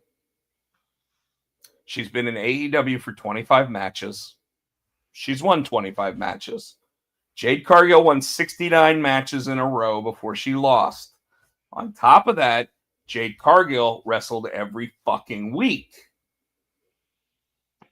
Whereas Mercedes Moné sits there and thinks just because she carries 4 belts down to the ring that she is the greatest champion of all time. No. In The Rock's words, it's always been fake. It always will be fake. We all know that it's fake. So we know that they just have her pin people. On Like a the Young sidebar Bucks. there, they have already lost the opportunity to take to finally get that first loss out of the way by not having the Ring of Honor women's pure Ember, champion. she should be Ember Moon. Now she's Yes. By not having her beat her. That Mhm. would have been a prime opportunity. I haven't been pinned in 2 years. Boom. Perfect opportunity for Mercedes Moné to not lose a title and lose a match so that way you can go, okay, that's finally over with, right? Yeah. There's number one. Number two, you got Jamie Hayter getting ready to take on. Athena. Sorry. I was trying to figure out what they call her now. Athena. Sure. But now you've got Jamie Hayter getting ready to take her on at the next pay-per-view, except for the fact that they've done nothing to make Jamie Hayter actually look like a viable opponent for her, even though she never lost that Women's World Championship and went out with injury. So again, here we are in a situation where this woman is going to lose a match that she should be able to compete for. And it doesn't matter how good she looks during this match, Tino. They are just going to waste the opportunity to get Mercedes out of the way. And then, at this rate, they are going to have her beat Toni Storm, who is a 4-time AEW Women's Champion because Tony Khan doesn't know how to book. Mm. And he also doesn't know how to keep specific talent because Mariah May, That's who what you just fucking sour because she beat Mariah May. they're That's all keeping that her is. off TV. Tony Storm's a better wrestler. Mariah And I May's don't. off TV now. Let's just go in WWE. Dude, she's still under contract. Job her out if you don't like her. Like, have her lose to Mercedes Moné. Have her lose to Sky Blue. Have her lose to Jamie Hayter. She'll still put on good matches because she doesn't want to look like a half-assed talent. The idea that he is literally taking her, who was her champion, who was their champion before the current champion, and saying she just gone, is fucking bullshit. And by the way, it's some Eric Bischoff bullshit. I'm pissed. I'm still pissed off. They had the perfect opportunity to put that TNT title or TBS. I get them. TBS title On Harley Quinn. If they're gonna put, Cameron. if we knew Harley Quinn, I'm sorry, Harley Cameron. If the plan was to let her go all the way and beat Tony Storm, why not let her drop that fuck? Well, no, because then she'd have to lose to do that. So now when she beats Tony Storm, so what? The bitch is gonna have 5 belts now. So she's gonna be the TBS, the world champion, and still have those other belts too. I don't know if there's one person that Tony Khan actually does like more than Mercedes Moné, it is Tony Storm. So maybe he has Tony Storm finally beat her, but then who does Tony Storm finally lose to? And I don't know. They're pissing me off on not pushing Cameron because we talked about this. Harley is fucking all around. She's got it. She's got it. She's not the best wrestler. We know that. She's had struggles in the ring, but she's wrestled what, a handful of matches, 10, not even 20 matches yet. Well, I mean, but that's part of the problem. Yeah. You know, but Mercedes has only wrestled 25 matches, but she's the greatest TBS champion of all time. I'm talking ever. Mercedes was damn Sasha Banks. You don't try it. You know what I meant. But you know what I mean. Anyways, other things from AEW that I thought were important. MJF and the Hurt Syndicate got 2 thumbs ups this week.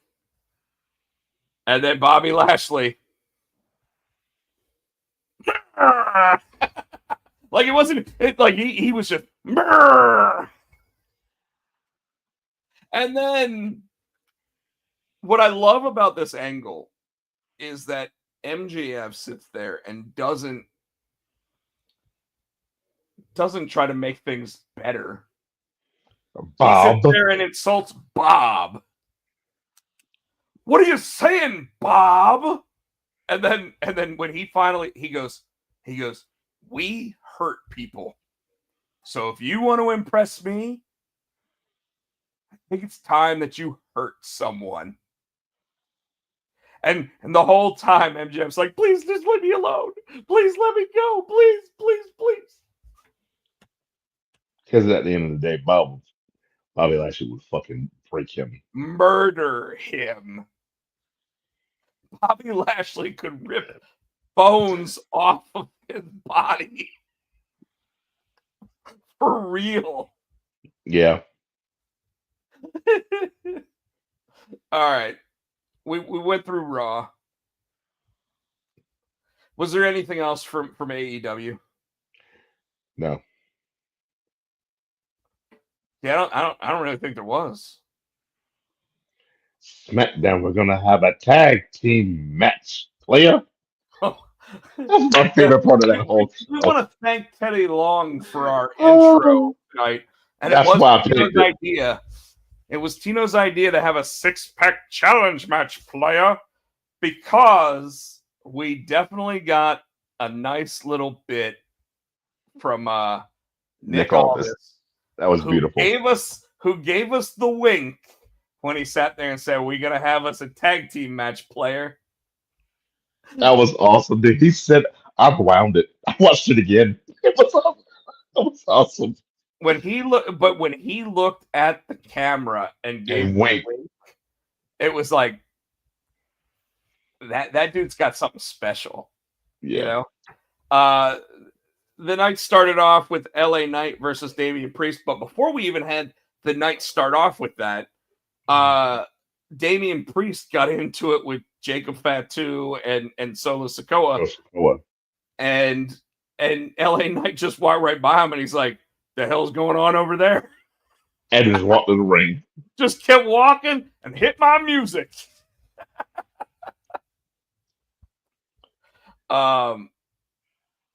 So yeah, that match basically got ended in a disqualification. Well, if they started off as a promo, it started out they were talking nice about each other. Then it started getting ugly, and then the match started.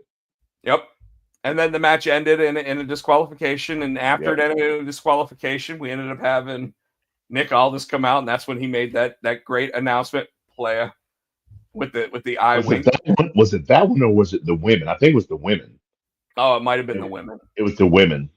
Might have been the women. You're right. It was it was the women. We did, however, get a tag team match with Fraxium versus the Yaz Boys. You see where old boy didn't kick out. I think he was knocked out. I think he was knocked out loopy, and the ref had to do the scoop. Yeah, the scoop without, and the entire crowd started yelling, "You fucked up!" They're boo, boo. They started booing, and then when he got off of him, dude's mouth was busted open. I was like, "Holy shit!" There was another moment in the match where I thought there was a 3 count that didn't get counted 3 as well. But that first one was obvious. The second one was like the scoop was real close. Yeah. You know?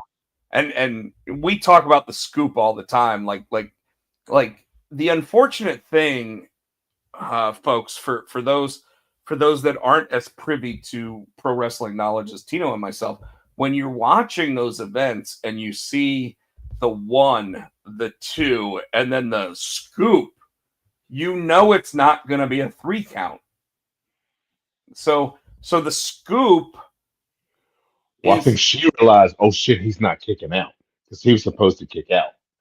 Yeah, and Tino, what is technically the rule there? If you hit 3, match is over. So whether it was planned or not, she's supposed to count 3, but she did. But she didn't. Yeah, it is what it is. Good match though. I mean, Fraxium, since they've been brought up to the main roster, has really been impressive. And this might be the Yes Boys best match that I've seen on the main roster. So I was okay with it. I did have to go back and rewatch the missed 1, 2, 3 because I was like, what? You know, like why is everybody booing? And then he was supposed to kick out and he didn't, and she realized it, and the crowd knew that should have been 3. And I'll give Wade Barrett and Joe Tessitore some credit here because instead of saying in those situations they're supposed to count 3, that they kind of just pushed it off as a wow, maybe she wasn't in the right position or whatever, and they actually tried to cover it up as well as they could as commentators. So I was very impressed by that, especially since Tessitore doesn't have the same cachet with that kind of thing as like a Michael Cole. Mm-hmm. Next up, Aleister Black versus The Miz with Mello and don't forget Dre. Some people forgot about Dre, but Mello did not. Motherfuckers want to act like they forgot about Dre. See, I already Nowadays, had you popping for it. I already had you popping for it. You don't get credit for that. I get credit for that one. nowadays, So, everybody want to talk, like they got something to say, but nothing comes out. They just move their lips. It's a bunch of gibberish. And motherfuckers act like they forgot about Dre. so I love the fact that Mello sits there and he goes, "It's you, me, and Dre." And Miz looks at him. He's like, "Dre?" Dre. He's like, He goes, yeah, "Yeah, Dre. Dre." This big ass gold Big head. ass gold face of Andre the Giant. And then this is like, "Oh yeah, Dre." It's gonna be funny if they start. If it's gonna be a tag team part, kind of like Al Snow and Head. Melo's got Dre. He's talking to Dre. What? What'd you say, Dre? What does everybody want? Dre. What does everybody want? Dre? What does everybody need? Dre! They start coming to the damn. They got damn. As long as it's not Travis Scott, I'm okay, man. Oh god, that was funny. So I find it interesting that Aleister Black's return has got him with the same music and the same entrance that he had when he left. They're not trying to do anything special. They're not trying to do anything different. It's literally like, hey, we're reintroducing this guy as the same guy he was before he left, except he's got that blue eyeball. He had that before. Well, that's because that was Seth Rollins that did that to him back then, wasn't it? That's back when him and no, he did that. Seth did that to Ray. He didn't do it to Alistair. I thought he did it to Alistair, and then Alistair's contract ran out, and then he poked Ray's eye out. I think you're mixing up the two storylines. All I know is that when he showed up in AEW, he had like that black, like whole like weird thing going on with the face as well. Yeah. But anyway, I've got to say that while the match was fine, I'm disappointed so far with Aleister Black's return. Yeah, I mean, I see what I don't know. I see what they're trying to do because Miz is a good worker. Huh? His entrance takes too long. Have you watched the fucking Undertaker match? Dude, he had one match a year for the last 5 years of his career. I'm okay with the 2 minute with and remember the Undertaker hold on. The Undertaker also said that the reason why his entrances were so long was because the matches were gonna suck. Anyway. That's what he said. But his entrance takes so long just to get him up on that thing, and then when he finally gets up and gets off that thing and comes down to the ring, it's like, oh, okay. And then you still have a 12-minute match. Like, I'm not saying I don't like the entrance. I'm not saying it's just it's kind of like when Finn Balor is the what the demon. It's the same. It's the same time frame though. When he's not the demon, that music kind of like that, but it kind of feels to me like that entrance should be saved for special events. Like if we have to wait 3 minutes for him to come up on the thing as the music's going every week, that's 3 minutes wasted. I don't think it takes 3 minutes for that thing to come up. Probably 3 minutes for the whole entrance. I don't think it's 3 minutes because if it was 3 minutes from coming to that thing, this fucking entrance would be 6 because it takes him a while to walk down to the ring. Exaggerating bastard. So you're saying his first PLE match is going to be like that? Probably. Speaking of that family, though, Zelina Vega goes up in her match against Piper Niven, and why the fuck would Zelina Vega ever try to do a Canadian Destroyer or a Pop Rocks or whatever the hell she calls that move to Piper Niven? Like like them damn Christmas turkeys ain't flipping for her, man. I'm I sorry. mean, you fucking Roxanne Perez did it on bigger opponents. Why not? How big? What did she do it on? She didn't do it on Nia Jax, who's the only one as big as Piper Niven. Well, she never fought Nia Jax, but she fought somebody. Anyway, I'll remember. I'm getting tired at the 2 hour mark. My brain's going. I know. I'm trying to get through. Because we still have to do Backlash. All right, Phoenix versus Escobar. I don't. Which one's impressed you more so far, Ray Phoenix or Penta? Ooh, damn. Penta's been no longer done more matches, but Phoenix, I think, is more He's more lucha. luchador. Yeah, He's more lucha. Yeah. So you and I are on the same boat there. Yeah. And you know, it's interesting to me that Rey Mysterio was out with an injury and needed surgery just as soon as they really wanted to start pushing Ray Phoenix. So they still only have one Ray on TV. I'm sure they'll probably stop. They'll probably start calling him Phoenix because it's like they did Shotzi. Just it's like Shotzi Blackheart couldn't be Blackheart anymore because of Well, no. I think Tommaso Ciampa couldn't say that he was the Blackheart because Shotzi Blackheart was there. Vince McMahon ended up changing her name to just Shotzi because he was like, why has she got two names? Because that's what Vince would do. All right, playa. Here we are. This is it. We're gonna have a tag team match, playa. What you think? I like that they broke them off at first, right? It looks like Cargill's coming after Stratton. I like that too, and I think that's good because she if she beats Stratton, I think she's believable that she can go toe to toe with Nia strength wise. You know what I mean?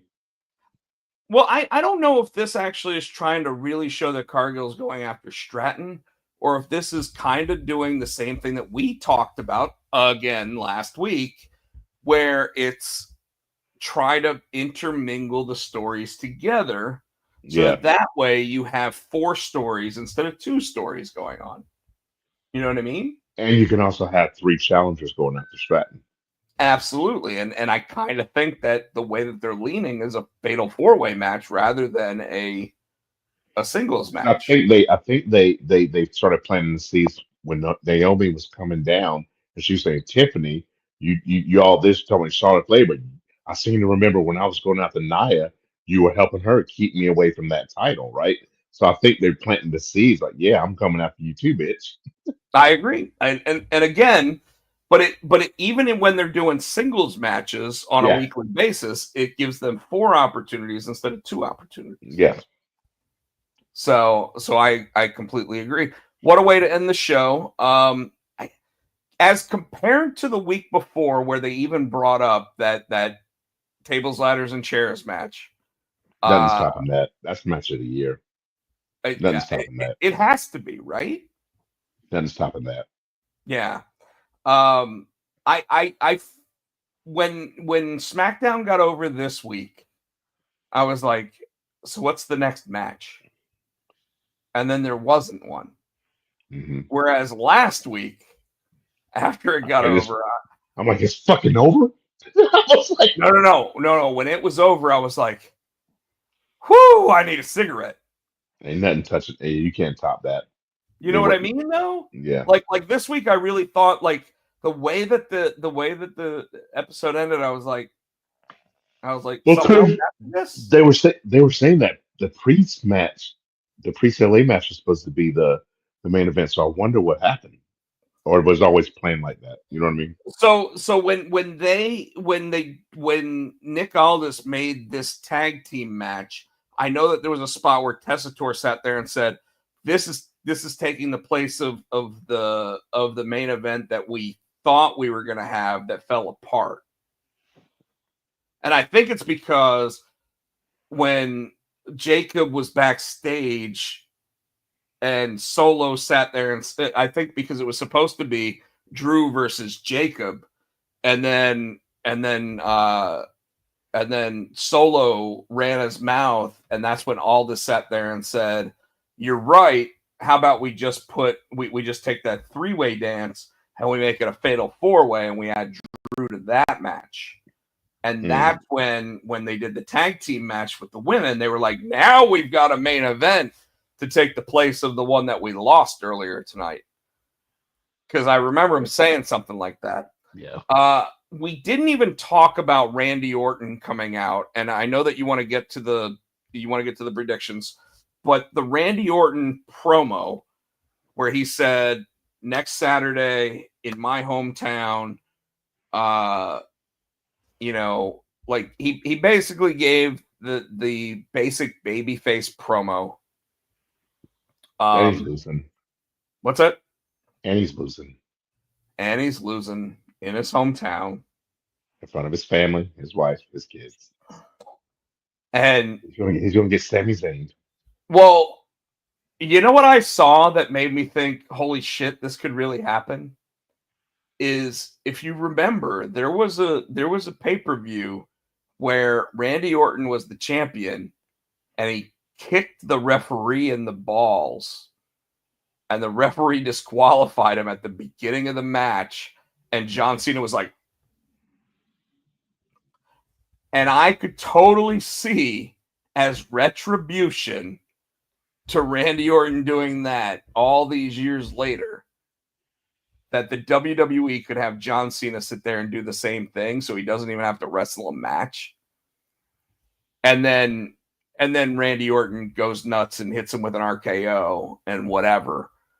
But I could totally see that being how that happens. Because, by the way, that ruins wrestling. Yeah. All right. We ready to do this? Yeah. Backlash predictions. Home in a minute. Got to help her carry some shit in, so let's do this. All right. Backlash predictions based on what we've seen so far. We got McAfee versus Gunther. We talked about that. I think McAfee wins. How he wins, whether he wins and then Gunther gets his seat back by just chopping and beating the fuck out of him, or your way where McAfee gets a good majority of the match and Gunther still chokes the shit out of him. I can see a world where Gunther actually loses because he holds on to the hold too long and the referee disqualifies him. Otherwise, I say Gunther wins. Okay. Becky Lynch versus Lyra Valkyria for the Intercontinental title. Becky keeps it. I think Bailey's coming back. Her and Bailey going to battle over that belt. Well, Lyra's got it right now. Well, Becky wins the belt then. Sorry. Okay. Because Lyra beat Becky for the NXT Women's Championship. So, you know what? I'm going to say that Lyra holds on to the belt because Bailey comes back and distracts Becky from winning. Okay. U.S. title fatal 4-way. Fatu versus LA Knight versus Damian Priest versus Drew McIntyre in what very well should be match of the night. Fatu keeps that belt. I think it's too soon to take it off of him. I 100% agree, and yet I still think that this is going to be a banger of a classic. Yeah. And then right now, the only other match listed for the pay-per-view, PLE, so there's only 4 matches right now, which makes me think that there's at least 1 or 2 being added. John Cena versus Randy Orton for the Undisputed Heavyweight Championship. Cena keeps it. He does. He does. And I see him getting disqualified to keep it. I could see Randy Orton getting the victory in his hometown, but not taking the belt. Yeah. So there we go, folks. That is our episode. Barrett and Turner say Orton. Barrett says Drew's winning the fatal 4-way. Turner says Knight. Chris Barrett, Orton wins. It's just that. I hate to disappoint you guys. I would love to see Randy Orton win the strap. I don't see it happening. I can once again, I can see him winning the match, just not winning the belt. Just like I could see McAfee winning the match, but it be based on Gunther getting disqualified. Okay. So, Tino, take us out, brother. All right. Thanks for watching, guys. You can catch me on Blue Sky. SE Tino, just like same thing with Insta. I am on TikTok, Tino All Great Music. You can find us on Twitter, Potsy and Tino, Facebook. We're the Potsy and Tino Show. Please give us a like, thumbs up right here on YouTube. Like, subscribe, buy our shit. I want to say thanks to Adam's House Cats for the wrestling song. You can find it on iTunes for the low price of 99 cents, 99 Jones. Find me everywhere on social medias, either at Pochak, Rob Pochak, or Rob Potsy Pochak. Jones. We should add Jones to all of them. We should add Jones up, yeah. But folks, we want to thank everybody. Thank you so much. Enjoy wrestling all week, including the PLE this weekend. Do me a favor, nominate Zor for Best Kids Book at the Ringo Awards. Give us a thumbs up and a like, a subscribe if you can. For that, folks, the Joneses are out of here this week. 605 Jones, baby. No, we're here every Monday, 8 o'clock Jones. 8 o'clock, 8:15 Jones. 8:15 Jones. 8:05 Jones. 8:05 Jones. Folks, thank you so much. We'll see you next time. We're out of here. Ready?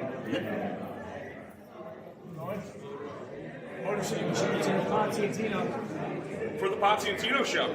Thanks for watching.